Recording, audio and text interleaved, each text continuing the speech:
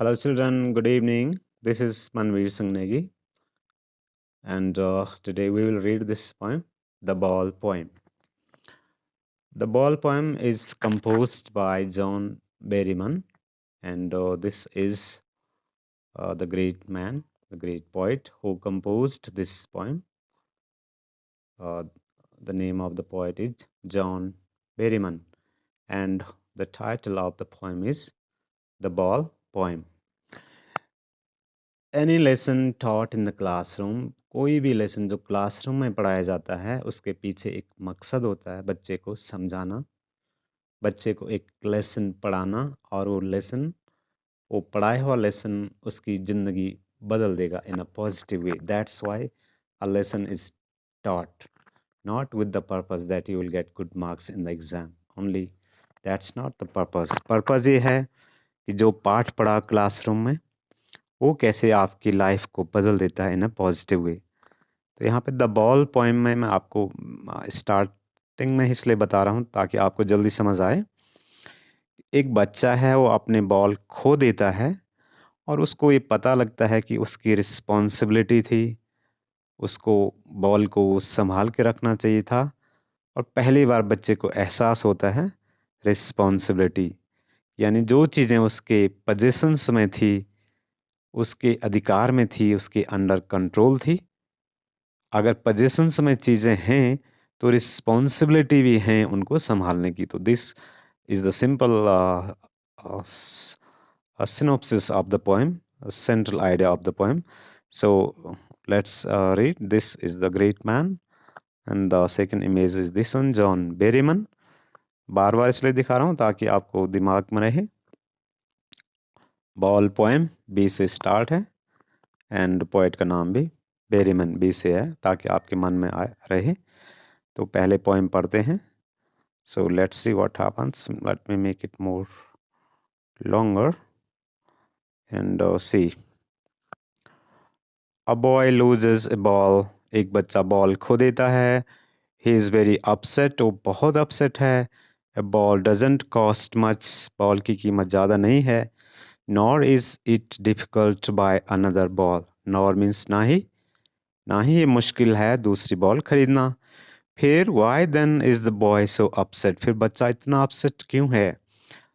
यानी बच्चे की जो बॉल खो गई है उसकी कीमत ज़्यादा नहीं है और ना ही दूसरी बॉल खरीदना मुश्किल है, फिर भी बच्चा इतना दुखी क्यों है?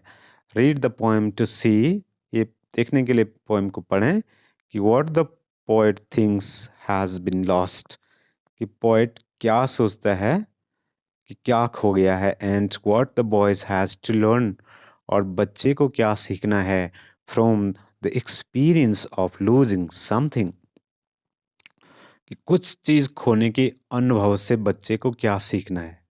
नहीं, क्या सीखना है? When we will finish the poem then we will understand. Okay, so let's read. And what is the boy now, अब वो बच्चा क्या है, यानी उसका क्या होगा अब. Who has lost his ball, जिसने अपनी बॉल खो दी है. What is he to do, अब उसे क्या करना है. जिसकी बॉल खो गई, अब उसका क्या होगा, उसको अब क्या करना है. आई सॉ, पोएट कह रहे हैं, आई पोएट ने अपने लिए यूज़ किया. आई सॉ इट गो, ये गो यहाँ पे एडजेक्टिव बन गया कि मैंने इसको देखा. आई सॉ इट गो, जाते हुए, ये एडजेक्टिव बन गया, मैंने उसे जाते हुए देखा. मैरीली बाउंसिंग, बॉल को देखा. हाँ, मैरीली खुशी से, बाउंसिंग जंप करते हुए, डाउन द स्ट्रीट, नीचे गली में. एंड देन मैरीली, और फिर उसके बाद खुशी से, over there it is in the water. Poet कह रहा है कि मैंने देख ली वो बॉल वहाँ गिर के गई और वो अब पानी में है. नो यूज टू से, और ये कहने का कोई यूज़ नहीं है, कोई बेनिफिट नहीं है ये कहने का कि oh there are other balls, कि बच्चे को ये कहने का कोई बेनिफिट नहीं है कि बच्चे दूसरी बॉल मिल जाएंगी. कोई बात नहीं, ऐसे कहने का कोई बेनिफिट नहीं है. क्यों? एन अल्टीमेट शेकिंग ग्रीफ, एक अंतिम हिला देने वाला दुख फिक्स कर देता है बच्चे को. यानी the boy is feeling a kind of grief which is shaking him completely, यानी बच्चा दुख से हिल रहा है, कांप रहा है. एज ही स्टैंड्स रिजिड, जब वो खड़ा होता है, रिजिड मीन्स नॉट फ्लेक्सिबल यानी इतना दुखी हो गया कि वो ना हो हिल रहा है ना डुल रहा है, इतना दुखी हो गया है बॉल खोने से। ट्रेम्बलिंग कांप रहा है, एंड ट्रेम्बलिंग कांप रहा है, काय को कांप रहा है? Because he has lost his ball. Trembling, staring down, continuously look कर रहा है नीचे उस बॉल पे। All his young days into the harbour, और all his young days into the harbour. Harbour means यहाँ पे शरण स्थल होता है, आश्रय होता है, यानी when the ball was under the control of the child, the memories linked with the balls, यानी जो memories बॉल से जुड़ी हुई हैं उनको याद कर रहा है। where his ball went, और जहाँ उसकी बॉल गई वो वहाँ देख रहा है। I would not intrude on him, poet कह रहा कि मैं उसको इंट्रूड नहीं करूँगा, उसको डिस्टर्ब नहीं करूँगा, यानी मैं चाहता हूँ कि बॉल को देखते रहे और ये समझे कि हुज फॉल्ट वाज इट, ये किसकी गलती थी। इसलिए पोएट कह रहा कि मैं उसको इंट्रूड नहीं करूँगा। I would not intrude on him a dime. A dime means 10 cents, यानी बहुत कम, यानी इतना ही तो पैसा लगता है उस बॉल में, लेकिन नहीं। Another ball, a dime another ball is worthless, यानी यूजलेस है। बच्चे को वही बॉल चाहिए होता है। You must have seen you must have seen the children some time, कि मुझे वही चीज़ चाहिए, आप दूसरी भी दे दोगे तो वो तब भी खुश नहीं हो पाएगा, बिकॉज मेमोरी जुड़ी हुई उस चीज़ से। तो ये पॉइंट यहाँ पे कह रहा है कि दूसरी बॉल मिल जाएंगे बेटे, ऐसे कहने का कोई बेनिफिट नहीं है, ये वर्थलेस है, is worthless. Now he senses first responsibility. अब उसे पहली बार रिस्पॉन्सिबिलिटी का मीनिंग समझ में आता है। ही सेंसेस मतलब ही अंडरस्टैंड्स, क्या अंडरस्टैंड्स करता है? For the first time he understands, he senses मतलब वो सेंस करता है यानी अंडरस्टैंड करता है फर्स्ट रिस्पॉन्सिबिलिटी, यानी रिस्पॉन्सिबिलिटी के मीनिंग को समझता है। in a world of possessions.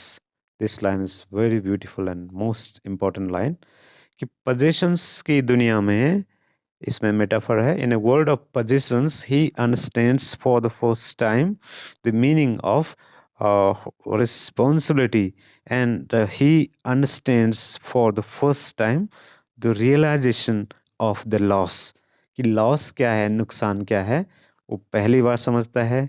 और रिस्पॉन्सिबिलिटी क्या है, इसको भी वो पहली बार समझता है। People will people will take balls, लोग बॉल्स लेंगे।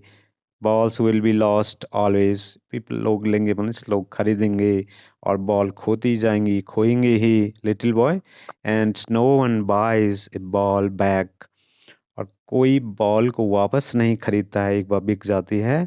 Money is external, and here this one is an another important line, कि मनी एक्सटर्नल है। मनी उतना इम्पोर्टेंट नहीं है, बॉल आ जाएंगी दूसरी, लेकिन नहीं, रिस्पॉन्सिबिलिटी समझ में आनी बहुत ज़रूरी है। ही इज़ लर्निंग, और वो इस चीज़ को समझ रहा है। Well behind his desperate eyes, अपने उदास आँखों के पीछे वो इस बात को समझ रहा है, इस बात को सेंस कर रहा है। किस बात को सेंस कर रहा है? Realization of the loss and the meaning of responsibility. The epistemology of loss. क्या क्या रियलाइजेशन, क्या और डेस्परेट आंखों के पीछे क्या अंडरस्टैंड कर रहा है, क्या सीख रहा है? एपिस्टेमोलॉजी मीन्स ज्ञान शास्त्र ऑफ लॉस, यानी लॉस के ज्ञान को समझ पा रहा है, लॉस के मीनिंग को समझ पा रहा है। He is understanding for the first time what actually the meaning of loss, and he is understanding for the first time the meaning of responsibility. इसलिए पोएट कह रहा कि मैं उसको डिस्टर्ब नहीं करूँगा। The epistemology of loss, how to stand up, और loss के बाद कैसे स्टैंड अप करना है, uh, how to cover up that loss, how to stand up। खो गया ठीक है, लेकिन उसको डाइजेस्ट कैसे करना, उस लॉस को, उस लॉस की भरपाई कैसे करनी है। knowing that every man must one day know बच्चा ये जान रहा है कि हर आदमी को एक दिन ये जानना ही है, यानी लॉस हर किसी के साथ होना है जीवन में। हर किसी ने किसी चीज़ को खोया होगा। In every man will have to face the loss and must know many days. हर किसी को जानना है, कोई जल्दी जान जाएगा, कोई काफ़ी टाइम बाद जानेगा, लेकिन जानेगा ज़रूर कि लॉस क्या होता है। एंड लॉस के बाद हाउ टू स्टैंड अप, कि कैसे स्टैंड अप करना है, कैसे स्टैंड अप रहना है, यानी how to cover up that loss.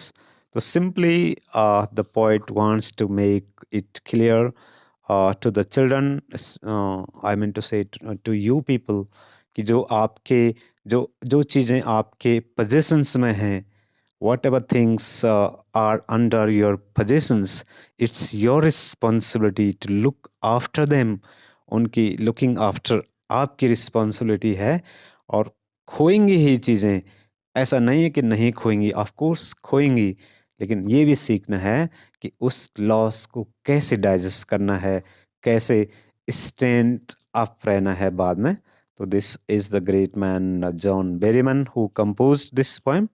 And simply the meaning of the poem, I mean to say the central idea of the poem is to make the child know that what actually is the meaning of responsibility, and what actually the meaning of